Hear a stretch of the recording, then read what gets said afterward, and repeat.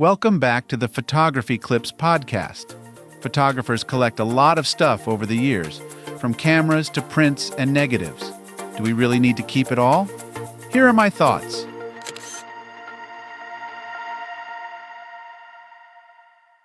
We photographers are notorious packrats. It's hard not to be when there is so much involved in photography. Many of us have years' worth of collected gear. Boxes upon boxes of prints and negatives, albums, portfolios, collected hard drives of digital data, and so on. Eventually, that leads to a rather large problem. What do we do with all of this stuff? We can't keep it all forever. And that's the thing. Even if we may have virtually limitless space, life is always going to force a change one way or another. Ultimately, when we're gone, we'll leave all of this stuff behind for our families to deal with, and that can be an emotionally fraught challenge for them. But it's not even necessarily a concern for after we've passed on. Sometimes other things happen in life.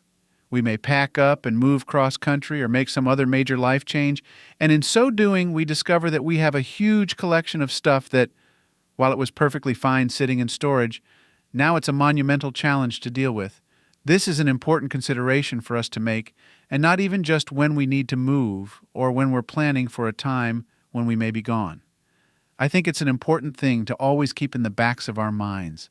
All of this clutter, all of this collected stuff, do we really need it?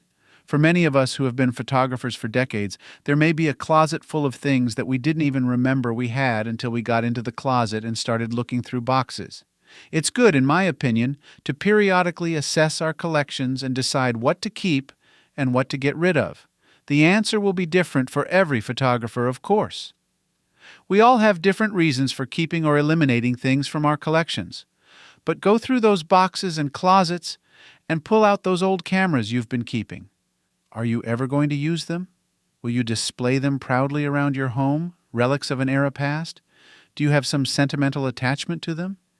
If the answer to all three of these questions is no, then do you really need to keep them?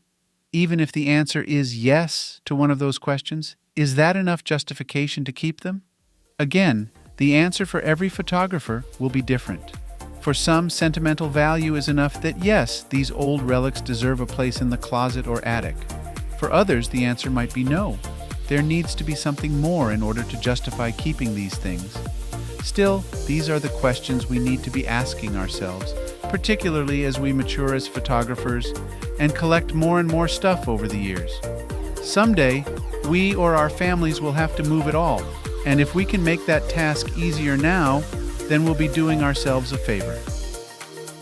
Thank you for listening and subscribing to the Photography Clips podcast. If you would like to learn more about my photography, please visit photographyclips.com. I hope you have a wonderful day. Now go and enjoy the beauty of God's creation through your lens.